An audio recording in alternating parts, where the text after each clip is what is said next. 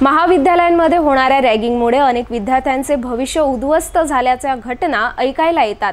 ज्येष्ठ व नवप्रवेशित विद्यार्थ्यांमध्ये समन्वय राहावा व रॅगिंग सारख्या प्रकार घडू नये या उद्देशाने विदर्भ आयुर्वेद महाविद्यालयाच्या वतीने BAMS MSMDच्या विद्यार्थ्यांसाठी सामूहिक परिचय व स्वागत समारंभाचे आयोजन करण्यात आलं। विदर्भ आयुर्वेद महाविद्यालयाच्या वतीने दरवर्षीप्रमाणे यावर्षी सुद्धा नवप्रवेशित BAMS MSMD या विद्यार्थ्यांकरिता सामूहिक परिचय आणि स्वागत समारंभाचे आयोजन गुरुवार 14 मार्च रोजी करण्यात आलं।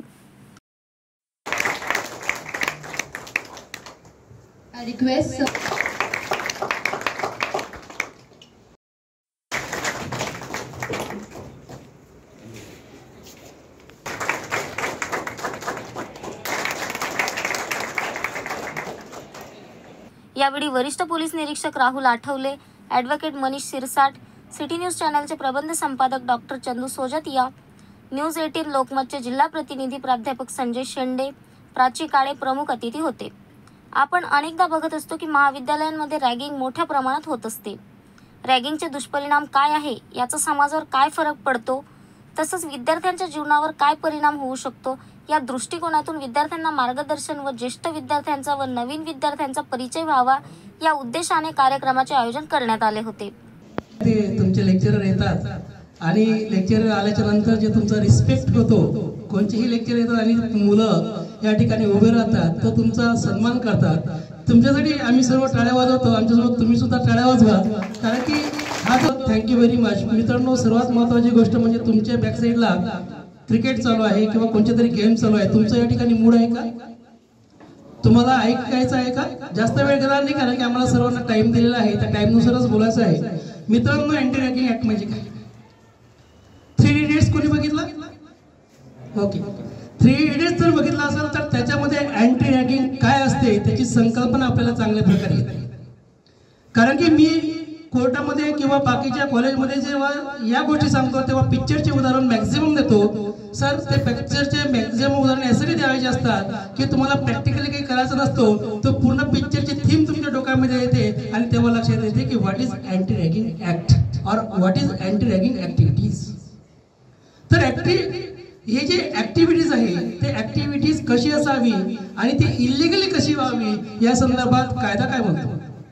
कायदा म्हणतो की जेव्हा तुम्ही एखाद्या एज्युकेशनल ट्रस्टमध्ये, इन्स्टिट्यूशनमध्ये, कॉलेजमध्ये जेव्हा तुम्ही शिकण्यासाठी येता आणि शिक्षण घेता घेता आपलं काम असते शिक्षण घेणं, पण शिक्षण घेता घेता जेव्हा आपले वरिष्ठ आपलं इंट्रोडक्शन घेतात आणि इंट्रोडक्शन कशा प्रकारे घेतात, इंट्रोडक्शन घेण्याच्या भरपूर पद्धती असतात। तर त्या पद्धती जर तुम्ही 3 इडियट्स बघितला असेल तर त्याच्यामध्ये तुमच्या लक्षात येते की ती ॲट्रॉसिटीची पद्धती किंवा त्या अत्याचाराची पद्धती किंवा ती रॅगिंगची पद्धती ही एक्स्ट्रीम लेवलवर जाते आणि तेव्हा कुठेतरी त्या व्यक्तीचा मृत्यू होतो। म्हणजे सुरुवात चांगल्यापासून करायची की वाईट पासून करायची, तर या गोष्टी जेव्हा सुप्रीम कोर्टच्या लक्षात येतात तेव्हा सरांनी जेव्हा सांगितलं, जस्टिस गांगुलीने एक चांगला जजमेंट दिलं आणि त्या जजमेंटमध्ये गांगुली साहेब म्हणतात की you have to introduce yourself first before the development communication. Development communication म्हणजे काय? एखादा प्रोग्राम घ्यायचा आणि एखाद्या प्रोग्राम मध्ये प्रत्येकाला इंडिव्हिज्युअल इंट्रोड्यूस न करता कॉमनली इंट्रोड्यूस करायचं आणि कॉमनली इंट्रोड्यूस करून विद्यार्थ्यांमध्ये सहिष्णुता, प्रेम, आपुलकी या सर्व गोष्टी घडून आणायच्या, जस्टिस गांगुली म्हणतात। मग 1999च्या पूर्वी काय झालं? हा ऍक्ट 1999 आलेला आहे। मग 1999 पूर्वी काय? तर मला सांगायचं वाटते की ज्या कॉलेजमध्ये आज मी या ठिकाणी आलेलो आहे, सर्वात जास्त जर रॅगिंगचे प्रकार जर होत असेल तर ते मेडिकल कॉलेजमध्ये होतात। आणि मेडिकल कॉलेज म्हणजे का होतात किंवा मेडिकल महाविद्यालयामध्ये का होतात?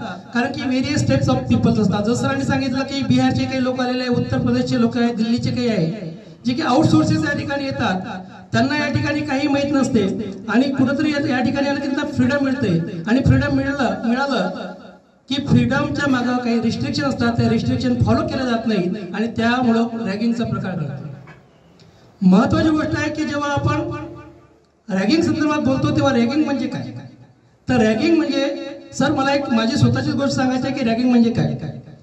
माझं गाव वाशेवाडी आहे आणि वाशेवाडीमध्ये माझ्या गावामध्ये कोणत्याही प्रकारची शाळा नाही, तर शाळेचं आणि माझ्या कॉलेजचं अंतर म्हणजे शाळेचं अंतर आणि घराचं अंतर आहे 4 किलोमीटर। गावामध्ये रोड नाही आहे आणि गावामध्ये रोड नसल्या कारणामुळं उन्हाळ्याचे दिवस ठीक राहतात, परंतु पावसाळा आणि हिवाळा जर बघितलं तर मॉर्निंगला 7 वाजता शाळेमध्ये जायचं होतं. आणि अशा 7 वाजता आपण जेव्हा शाळेमध्ये जातो आणि लेट होतो, तेव्हा मात्र या शाळेवर या हातावर 2 आणि या हातावर 2 अशा 4 शिड्या मिळायच्या.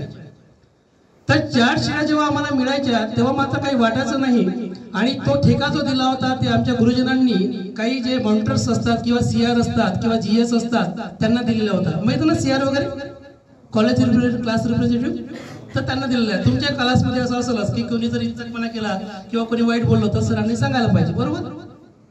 तर अशा वेळेस काय झालं की अशा वेळेस आम्हाला 2-2 या हातावर मिळायच्या. परंतु त्यानंतर आमच्यासोबत एक वाईट कृती व्हायची.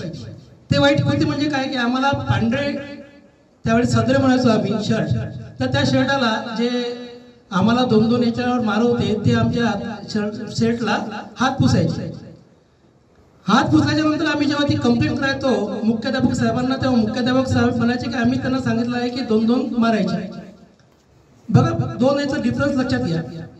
सरांनी त्यांना मारण्यामध्ये सांगितलं ठीक आहे, एक म्हणून की गुरुजनांनी सांगितलं म्हणून त्यांनी आम्हाला ते पनिश केलं, कारण की वेळ होत होता. 4 किलोमीटर वॉकिंग येऊन किंवा धावून वगैरे येऊन शाळेमध्ये येणं खूप मोठी गोष्ट आहे. परंतु त्यानंतरची जी ऍक्टिव्हिटी असायची हात पुसण्याची आमच्या शर्टाला, ते काय व्हायची, रॅगिंग. लक्षात आलं का तुम्हाला काय म्हणायचं. मग ती रॅगिंग कशी व्हायची, तर ती रॅगिंग सामूहिक व्हायची. पण तुम्ही मला अजून आनंदाची गोष्ट असं सांगतो की या रॅगिंग मधून सुद्धा आम्ही काही गोष्टी घडल्या. काय घडल्या की आम्ही सर याच्यामधून विद्यमान डायरेक्टरला सांगू इच्छितो की या रॅगिंग मधून सुद्धा आम्ही कुठेही त्याचा वाच्यता केली नाही, काही वाईट बोललो नाही. 1-2 कंप्लेंट्स केल्या, त्याच्यावर आमचं काहीच झालं नाही, आमचं वाईटही झालं नाही चांगलंही झालं नाही. परंतु आमच्या 3-4 पोरांसोबत या दररोजच्या ऍक्टिव्हिटी ज्या व्हायच्या त्याच्यामधून 2 पोरं आज मिलिटरीमध्ये कमांडंट म्हणून काम करतात. पेशेंट की आधी बीमारी डॉक्टर के रवैये के ऊपर डिपेंड करती है. डॉक्टर ने अगर अच्छा पेशेंट को ट्रीट किया, अच्छी बात की, तो पेशेंट आधा वैसा ही दुरुस्त हो जाता है. विश्वास के ऊपर आधा पेशेंट दुरुस्त होता है. वो विश्वास आप लोगों को पैदा करना है. तो इसलिए मैं चाहता हूं कि आप डॉक्टर बनोगे तब बनोगे, लेकिन आप में अभी से आपका एटीट्यूड, आपकी चलन, आपकी बात, आपका रुकना, आपका बैठना, आपका चलना, आपकी बात करने की आपका तरीका, आज खुद को मैं डॉक्टर हूं, मैं कौन हूं, डॉक्टर हूं, डॉक्टर के समान आपका रवैया आज से चालू रखो. ये मेरा पहला आपको एडवाइस है, सलाह है. तो उसमें क्या क्या आएगा, कोई ज्यादा बाल नहीं बढ़ाएगा. पहली बात, रहन सहन में दुरुस्ती करना पड़ेगा. आपकी जो कपड़े हैं, पहराव है, वो डॉक्टर के समान दिखेगा. क्या है, जिससे रैगिंग की उत्पत्ति होती है उसके मैं पैर छाट रहा हूं.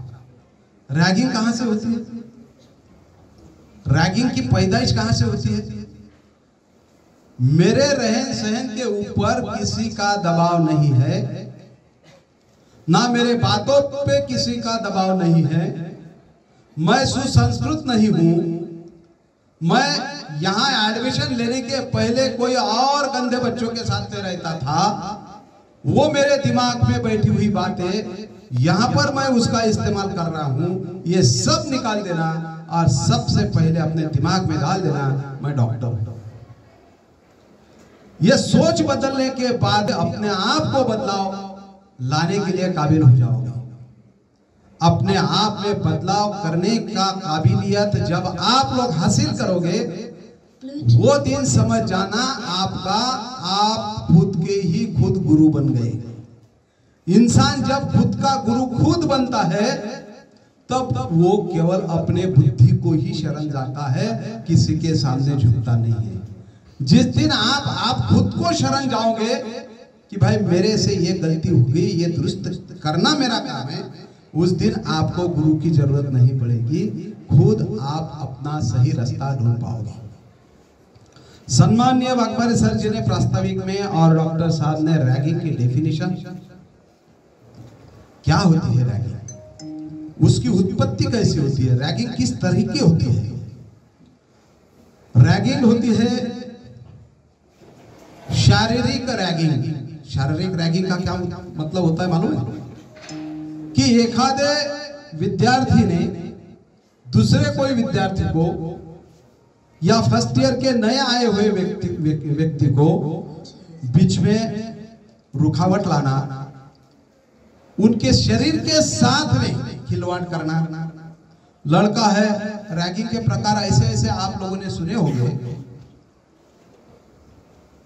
कि वो लड़के को 2-3 लड़के इधर से पैर पकड़ते, 2 लड़के उधर से हाथ पकड़ते, उसका झूला बनाते, झूला 1, झूला 2, झूला 3 फेंक दिया दूसरों की तरफ। क्या है ये? Physically ragging. क्या है? वो खाना खाने बैठा तो उसकी थाली भी छीन लेते। क्या है? Physically ragging. जब मारना चालू कर देते कि वो बेहोश होए तब के ये हंसते रहते, वो रोते रहता, चिल्लाते रहता। क्या है ये? Physically ragging. अने फिजिकली इतना टॉर्चर करना, इतना दर्द देना कि वो खुद सुसाइड तक पहुंच जाता है। नहीं तो एखादा दोस्त उसको कॉलेज छोड़कर जाने के लिए सलाह भी देता है। ये हो गई फिजिकली रैगिंग। दूसरी मेंटली रैगिंग है। क्या है? कि एखादा लड़का लड़की के साथ में ये एक गैंग ऐसी रहती, नहीं इससे साथ बात ही नहीं करना, इसको कॉलेज में क्या हुआ, क्लास में क्या हुआ ये बताना ही नहीं, उसको ऐसे शब्द का इस्तेमाल करना कि जो कॉलेज तक और कॉलेज से घर तक रोते जाने को होना। ये हो गई मानसिकता के ऊपर आघात करने वाली मानसिक रैगिंग। क्या हो गई? एक रैगिंग का प्रकार है आध्यात्मिक रैगिंग। क्या होता है? कि ऐसे कोई शब्द का इस्तेमाल करना कि उनके घर वालों के बारे में, उनके भगवान के बारे में, वो जिसको मानता है, रूढ़ी और परंपरा का सम्मान करता है, ऐसे विषय के ऊपर उसको टॉर्चर करके उनका अध्यात्म खराब करना। एखादे भगवान को अगर वो व्यक्ति मानता है, लड़का मानता है, तो वो भगवान के बारे में, दैवत के बारे में उल्टा सीधा कुछ बोल के उसका दिल दुखाना, ये भी एक रैगिंग का प्रकार है। उसको बोलते हैं आध्यात्मिक रैगिंग। लेकिन लॉ में शारीरिक रैगिंग और मानसिक रैगिंग का ही उल्लेख किया है। इसको तीसरे नंबर को भी आप मानसिक रैगिंग का स्वरूप दे सकते हैं। 1999 में जब यह कायदा बना तो जरूरत पड़ी होगी ना गवर्नमेंट को, सुप्रीम कोर्ट को, कि भाई एक लड़का एक लड़की, ये जवान लड़के या बच्चा जो रैगिंग के कारण कॉलेज छोड़ के भागता है या जान से खिलवाड़ होकर वो मर जाता है, ये बच्चा तो अपने देश का वैभव है, ये धन संपदा है अपनी, और ये अगर ऐसे इससे अगर ये छोड़ के जा रहा है तो कल कॉलेज में कौन रहेगा? यही रहेंगे जो रैगिंग करते करते पल रहे हैं। बड़े बाप के बेटे होते हैं, पैसों की कम नहीं होती, तो कुछ भी किया तो चलता है। कुछ रैगिंग का तो इतना प्रमाण बढ़ गया था कि प्रिंसिपल साहब के ऊपर भी चढ़ते थे लोग कि भाई साहब आप हमारे कोई सर नहीं है, टेबल के ऊपर जाके खड़े रह के चाकू भी दिखा देते। आज ऐसा नहीं हो रहा है। इसीलिए नहीं हो रहा है, रैगिंग का कायदा आ गया 99 में। दूसरे साल उसको दूसरे कोई कॉलेज में एडमिशन नहीं होती।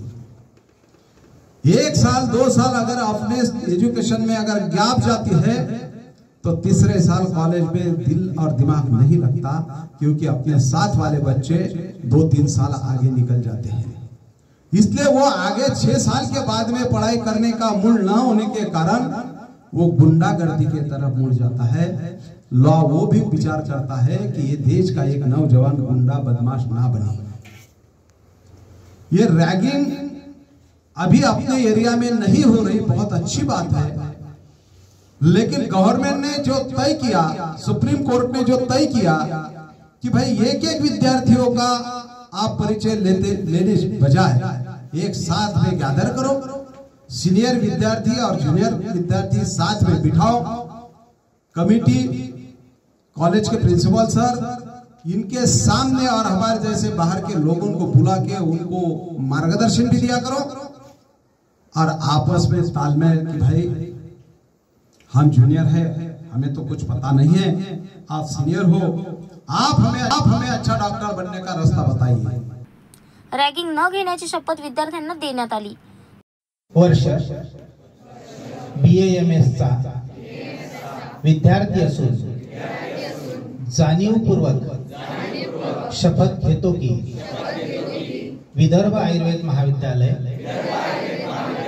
अमरावती येथे सन 2023-2024 ह्या शैक्षणिक सत्रात प्रवेशित नवागत विद्यार्थी यांचे किंवा अन्य कोणत्याही विद्यार्थ्याचे कोणत्याही प्रकारे शारीरिक, मानसिक, शाब्दिक, आर्थिक, रंगभेद, जात, भाषा, प्रदेश याच्या स्वरूपात रॅगिंग घेणार नाही।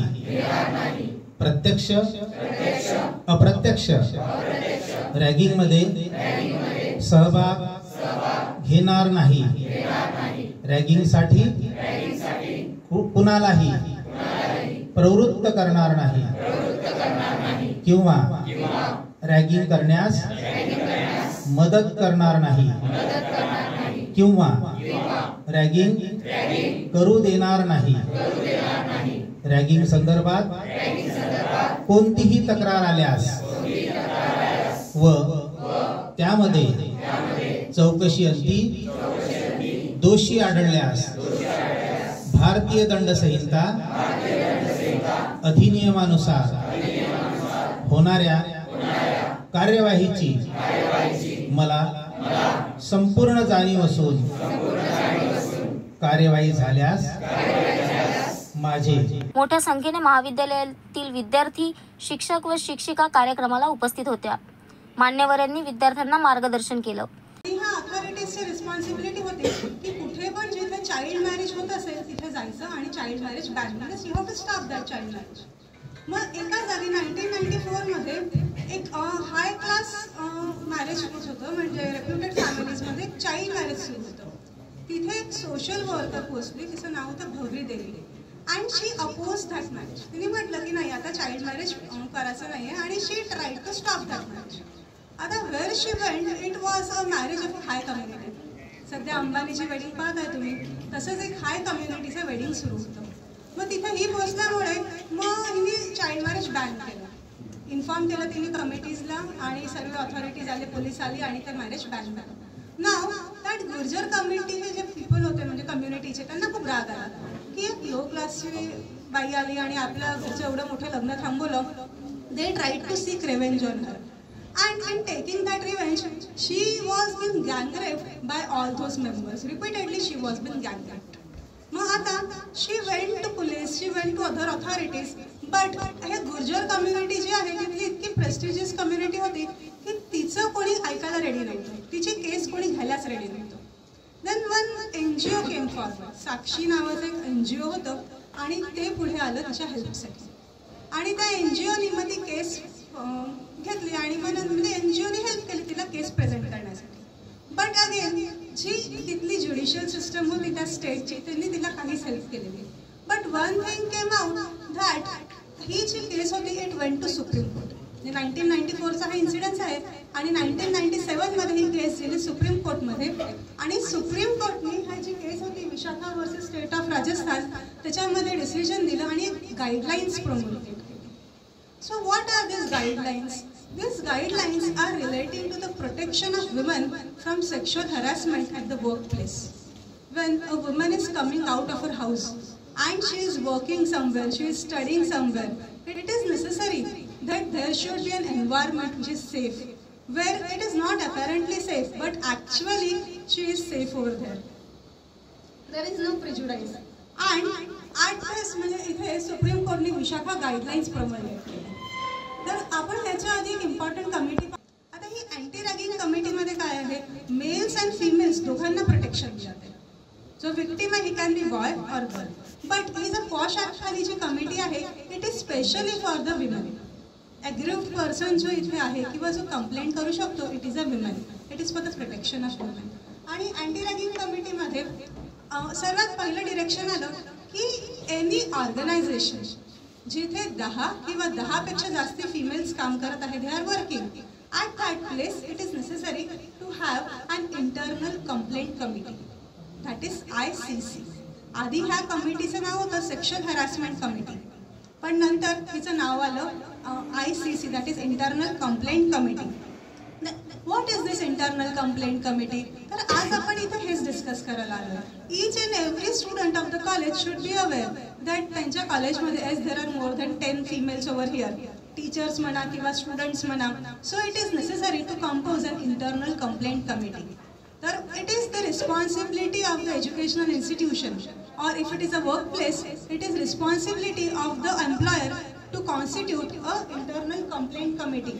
नमस्कार, मी डॉक्टर रमेश वाघमारे, प्रोफेसर आणि हेड ऑफ डिपार्टमेंट रोगविज्ञान विकृती विज्ञान विभाग, विदर्भ आयुर्वेद महाविद्यालय अमरावती आणि अँटी रॅगिंग कमिटीचा प्रमुख. विदर्भ आयुर्वेद महाविद्यालयामध्ये दरवर्षी नवागत विद्यार्थी म्हणजे नवप्रवेशित विद्यार्थी BMS, MD आणि MS साठी हे विद्यार्थी यांचा सामूहिक परिचय आणि स्वागत समारंभ आयोजित करण्यात येत आहे.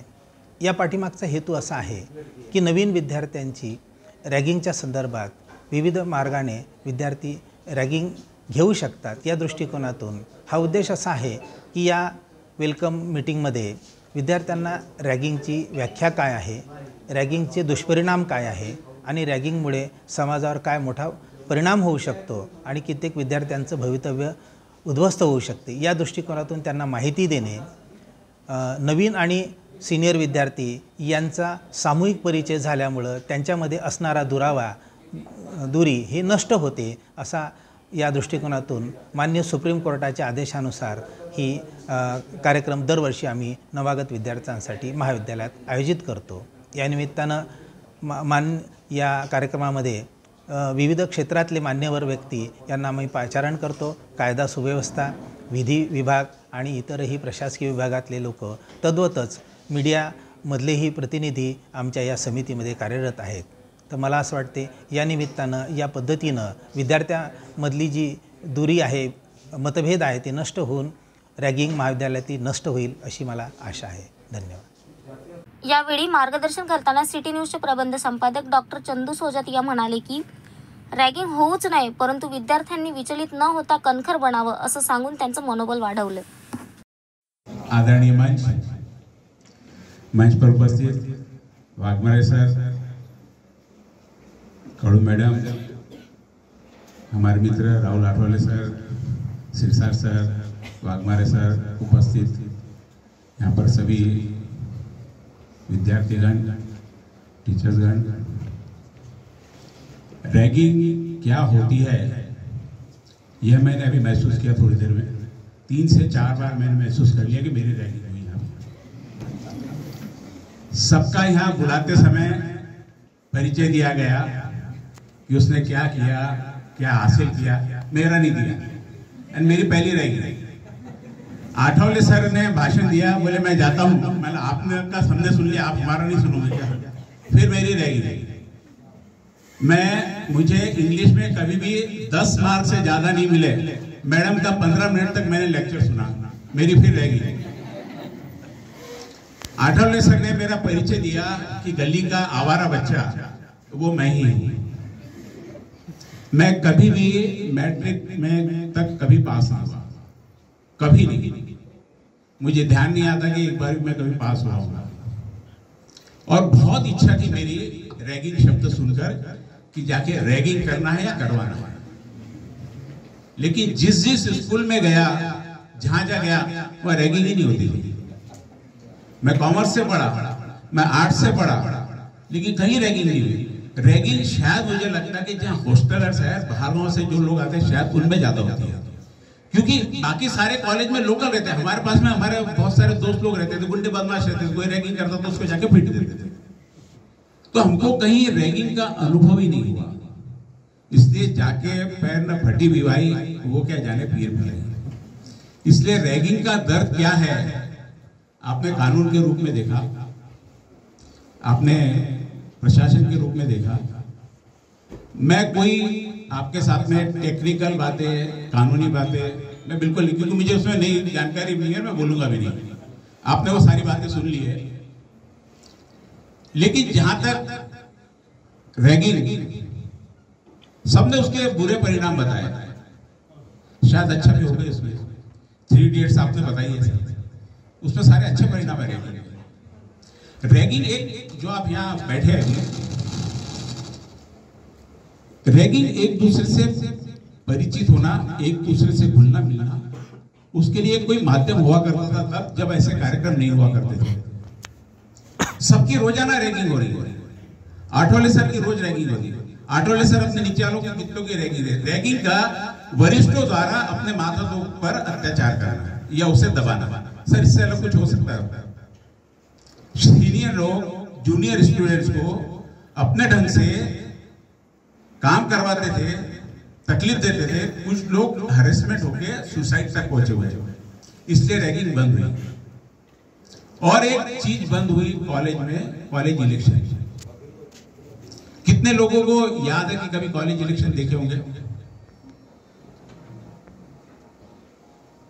एक बहुत अच्छा उस इलेक्शन के बाद, क्योंकि क्या होता, जब भी कोई चीज की अति हो जाती है तो उसके लिए कानून बनता है। रैगिंग की भी कहीं ना कहीं आत्महत्या बनना, लोगों को टॉर्चर करना। हमने 3 इडियट में देखा, जिसने सुसाइड किया उसकी स्टूडेंट ने कहीं पे भी, उसमें मुझे नहीं लगता कि उसने रैगिंग स्टूडेंट से की, वो टीचर्स की रैगिंग से परेशान हुआ। उनके लिए क्या कानून है?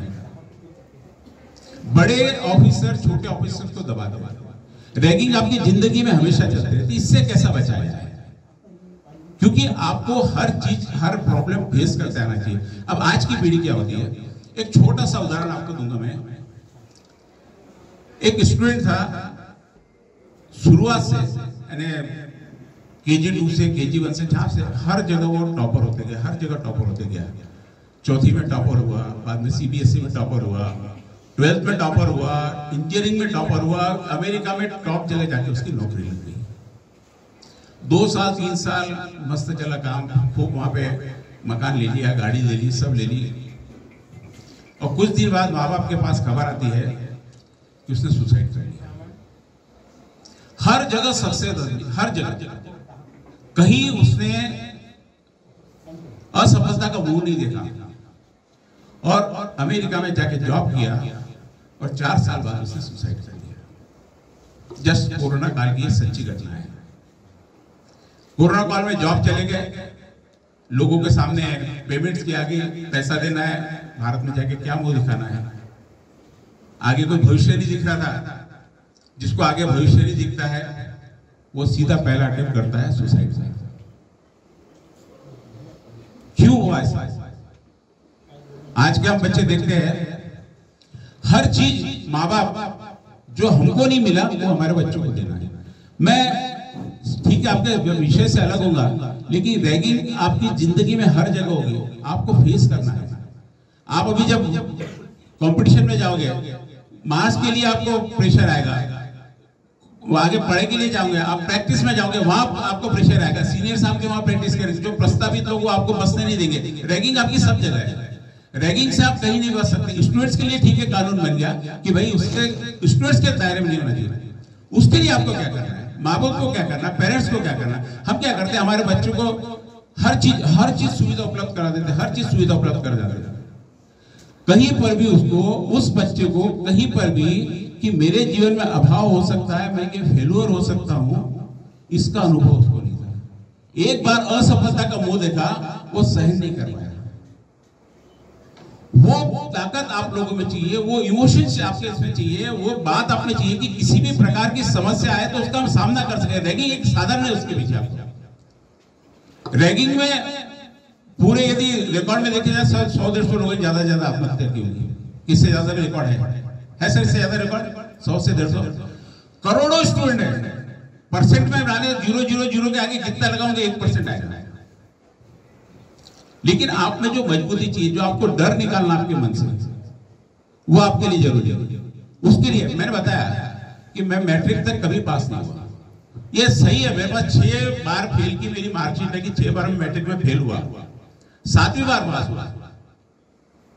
मुझे अपनी जिंदगी में फेलुअर का इतना अनुभव था, बाहर के इतने लोग, तो कितनी ही परेशानी है, कितनी परेशानी। राहुल साहब सामने उदाहरण है, कितनी परेशानी। हम कहीं किसी भी चीज से भागे नहीं, हमने हर चीज को फेस किया, हर चीज को फेस किया।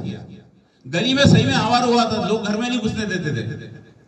टीचर्स, जितनी आपने टीचर्स की पिक्चर में आपने कहानियां देखी होंगी, टेबल का नीचे का काट देना, बैठाना, रस्सी खींच लेना, चौक फेंक के मारना, कागज को बैठ के वो रॉकेट बनाना, ये सारे काम किए। और होता क्या था, परिणाम स्कूल से बाहर। देखिए कहीं तो भी कुछ मुझे भी कोई चीज अच्छी लगती है कि मैं इसमें मास्टर हो सकता, इसमें अच्छा कर सकता है। मैट्रिक तक पढ़ा, इंग्लिश नहीं समझती थी, मैथ्स नहीं समझा, साइंस नहीं समझा, किसी तरह पास हुए। उसके बाद में कहीं पर भी मैंने पीछे मुड़ के नहीं देखा। मेरे पास आज 5 पोस्ट ग्रेजुएशन डिग्री है, मैं डॉक्टरेट किया है, और सारी चीजें बाद में उपलब्ध की मैंने। होता ये कि कई लोगों को ऐसे नहीं, मेरे बच्चे को डॉक्टर बनना है, मेरे बच्चे को डॉक्टर बनना, मेरे बच्चे को डॉक्टर बनना, उस पर प्रेशर रैगिंग है ये भी आपकी, आप इसको सहन नहीं कर सकते। कई बच्चे माँ बाप के प्रेशर में सुसाइड कर लेते हैं। तो इन सब चीजों के बचने के लिए आपको खुद को अंदर से मजबूत होना है कि किसी भी प्रकार की सामना आए हम उसको फेस करना, करने तो रैगिंग कोई करता है तो हम उसको फेस करो, ठीक है। लेकिन एक जरूरत से ज्यादा कहीं किसी पर टॉर्चर हो जाता, नहीं सहन करता। मेरा कहने का टोटल पूरा उद्देश्य है कि अपने अंदर सहन शक्ति निर्माण करें। यदि कोई चीज आपको नहीं मिलती है, कितने लोगों ने प्रतिस्पर्धा में भाग लिया, खेल में, इसमें से कितने लोगों ने लिया, और कितने लोग हारे हुए हैं, कितने लोगों ने हार का सामना किया। हार जिंदगी में बहुत जरूरी है। जिसको हार का अनुभव नहीं है वो साहब जिंदगी में पूरा सफल नहीं हो सकता, फिर वो अमेरिका में जाके आत्महत्या करनी पड़ती है उसको। किसी कंपटीशन में रहो, है ना, जबरदस्ती नहीं हारना है, लेकिन उससे हम हारते हैं तो उससे सीखो, फेल्योर से सीखो। फेल्योर आपके लिए सबसे बड़ा सक्सेस है, क्योंकि आपको मजबूत करता है। पढ़ाई आपको एक डायरेक्शन देगी, लेकिन पढ़ाई के अलावा जो बाकी की भी बातें हैं वो भी आपके लिए बहुत जरूरी है। आपने यहाँ मुझे बुलाया, बोलने का मौका दिया, सर बहुत बहुत धन्यवाद। आपने सुना, मैं देख रहा था कि किसी ने आवाज भी नहीं की, लेकिन शायद समय हो गया, इसलिए धन्यवाद।